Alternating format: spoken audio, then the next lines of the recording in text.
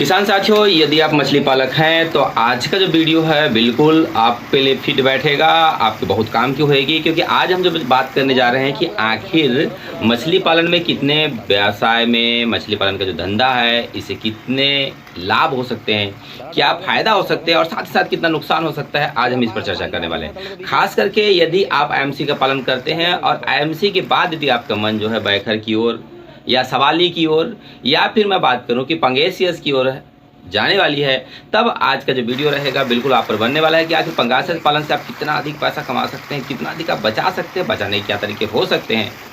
आज का वीडियो इस टॉपिक पे रहेगा। मैं कोशिश करूंगा कि पंगासियस की डिटेल जानकारी आपको दूं, क्योंकि मैं मोस्टली पंगासियस फिश फार्मिंग करता हूं और जबकि आईएमसी सब बाकी जो मैं उसके बच्चे पे डील करता हूं, तो मैं कोशिश करूंगा कि पंगासियस पे आपको अच्छा खासा डाटा दे पाऊं। हालांकि मैं नया फिश फार्मर हूं, ज़्यादा दिन का हुआ नहीं मेरे को, इस इंडस्ट्री में 5 साल से हूं, तो मैं आपको 4 से 5 साल का जो डाटा है वही आपको उठा कर दे सकता हूँ, अपना अनुभव आपको बता सकता हूँ। तो हो सकता है मेरी जो डाटा है वो इतना सफिशिएंट ना हो, लेकिन आप जो है कोशिश करिएगा कि मैं जो डाटा दूं उसको दूसरे लोगों से मैचअप कराएं और देखें कि आप इसमें कहां पर फिट बैठते हैं और आपके लायक ये है या नहीं।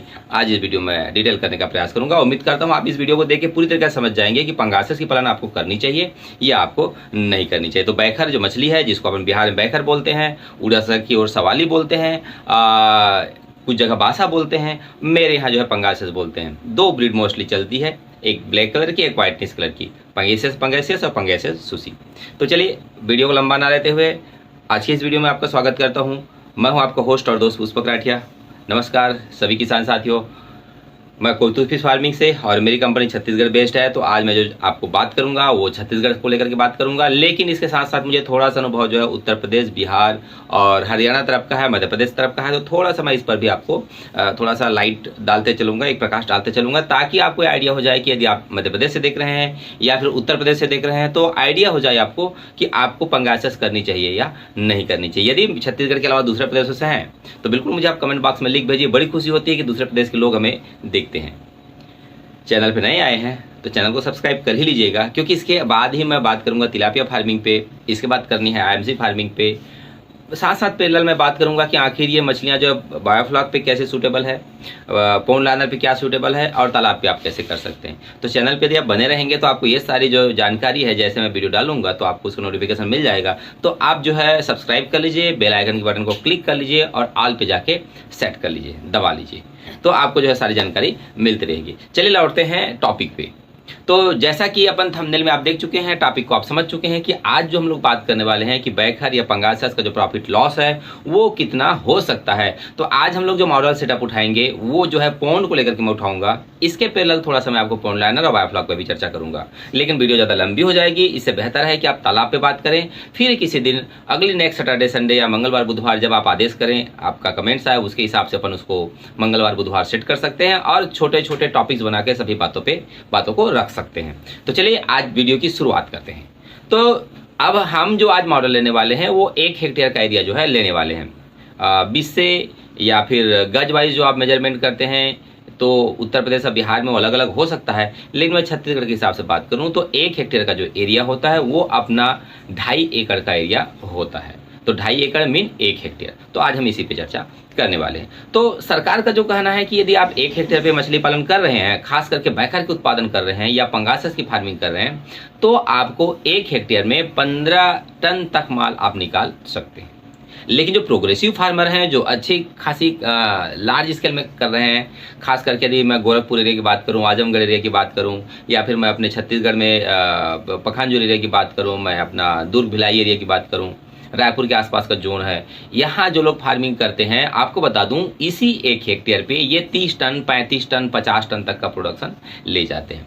तरीका थोड़ा सा डिफरेंट रहता है, बाकी मछली को दाना खिलाने, उसका ट्रीट करने, बाकी सब एज इट इज है, बशर्ते वाटर मैनेजमेंट थोड़ा सा अच्छा करना पड़ता है। क्योंकि मछली पालन यदि आप कर रहे हैं तो आपको पता होगा कि लोग कहते हैं कि यदि मछली पालने से पहले बेहतर होगा कि आप पानी पाल लें। यदि आपने पानी पाल ली तो आप मछली पाल ली। तो लौटते हैं टॉपिक पे।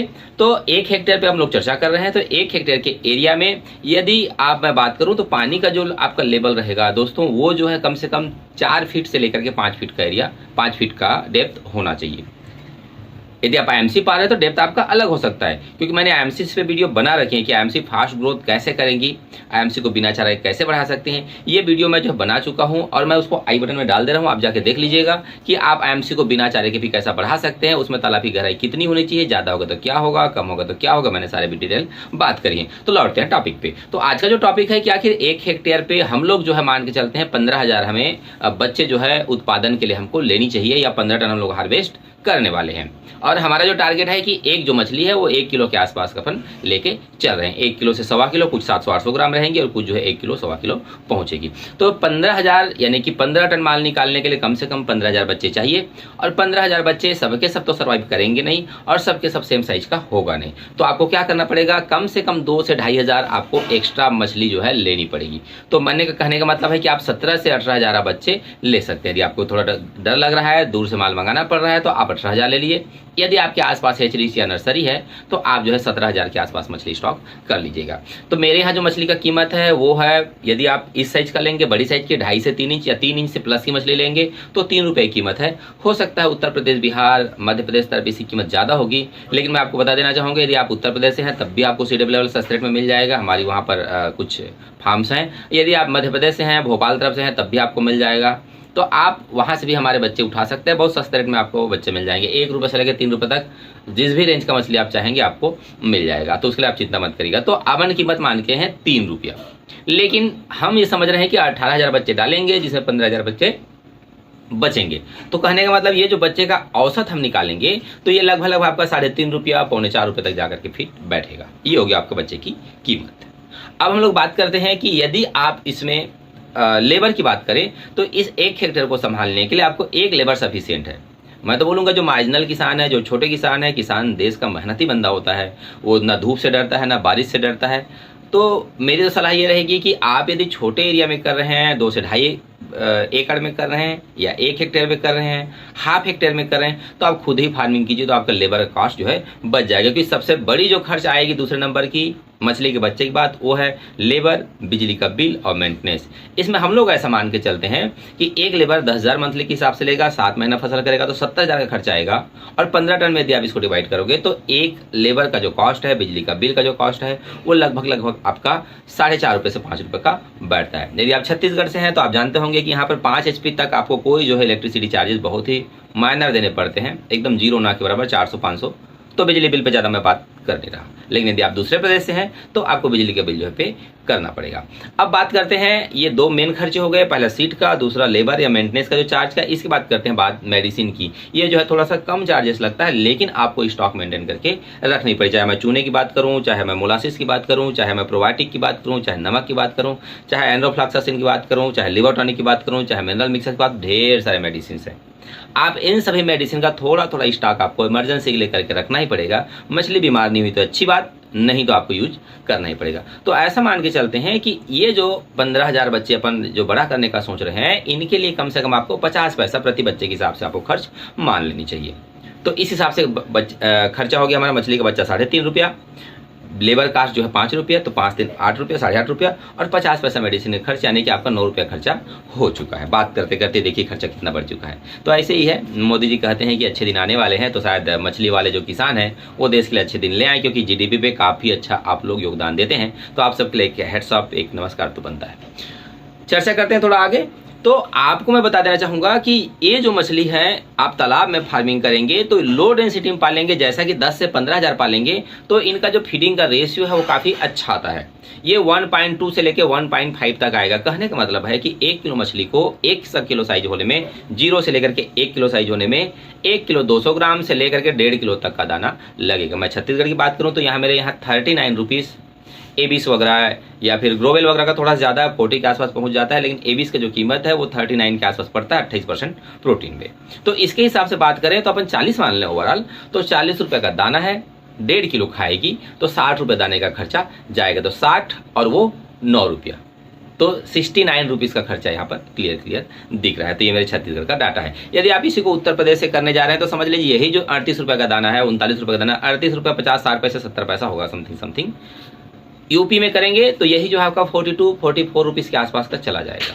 यदि इसी को एमपी तरफ करेंगे तो ये 42 से लेकर के 43 तक का बजट चला जाएगा दाने में। तो इस हिसाब से आप उसको रेट को आप जो है कवर कर लीजिएगा, एडजस्ट कर लीजिएगा, आप चीज़ों को समझ लीजिएगा। टोटल हमारा खर्चा क्या आया एक मछली के पीछे, लगभग छत्तीसगढ़ की बात करूँ तो 65 रुपीज़ तक चला जाता है, क्योंकि यहाँ बच्चे काफ़ी सस्ते होते हैं, लेबर कास्ट सस्ते हैं, बिजली का बिल लगना नहीं है, दाने काफ़ी सस्ते हैं।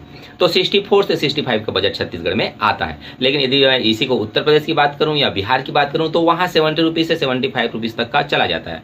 बिहार का जो थोड़ा सा उत्तर प्रदेश का दूर का एरिया है, जो छत्तीसगढ़ बॉर्डर से काफ़ी दूर है, मैं यदि उन एरिया की बात करूँ तो ट्रांसपोर्टेशन चार्जेज इतना ज़्यादा है कि वहाँ एक खर्चे बढ़ते बढ़ते 75 से 80 रुपये तक पहुँच जाता है, तो 75 रुपीज़ तक चला जाता है। तो मैं एक चीज़ और बता देना चाहूँगा, ये तो हो गई खर्चे की बात, हम रुपये में तौल रहे हैं कि 50 रुपये, 60 रुपये, 65 रुपये, 70 रुपये। आप इसको ऐसा मत देखिए। यदि आप 1 हेक्टेयर में मछली पालने वाले हैं, यदि आप सोच रहे हैं कि आप 15 टन माल निकालेंगे तो आपके जेब में 10 लाख रोकड़ा जो है होना चाहिए, क्योंकि उससे कम का रहेगा तो आप ये जो 15 टन उत्पादन लेने की सोच रहे हैं ये आप निकाल नहीं पाएंगे। कई सारे किसान साथियों को लगता है, क्योंकि हमारे किसान जो है मार्जिनल किसान होते हैं, जैसे मेरी तरह सबके सब बहुत सारे जो लो इन्वेस्टमेंट या कम बजट में जो काम करते हैं, तो उनके लिए सबसे बड़ा पजल यही बन जाता है कि हम सब जो ड्रीम लेकर के आए रहते हैं कि यार मछली से बहुत पैसा बनाना है, लेकिन दोस्तों जहाँ पैसा बनाना है तो वहाँ पैसा लगाना भी पड़ेगा। तो यदि आप 1 हेक्टेयर पे कर रहे हैं तो आपके पास 10 लाख का बजट होना ही चाहिए। यदि उससे कम बजट में चल रहे हैं तो आप पंगासे से बैकर का उत्पादन ना करें, इसके अलावा दूसरे मछली को आप मूव कर सकते हैं। तो बहुत सारे ऑप्शन हैं, मैं धीरे धीरे वीडियो डालते रहूँगा, या फिर मेरे वीडियोस चैनल पर जाकर देखेंगे तो आपको आइडिया हो जाएगा। उम्मीद करता हूँ वीडियो आपको पसंद आई होगी। यदि चैनल पर नया है तो चैनल को सब्सक्राइब कर लीजिएगा, लाइक कर लीजिएगा, और जानकारी अच्छी लगे तो किसी अपनों तक शेयर कर लीजिएगा। मिलते हैं अगले वीडियो में, तब तक ले जय जोहार, नमस्कार।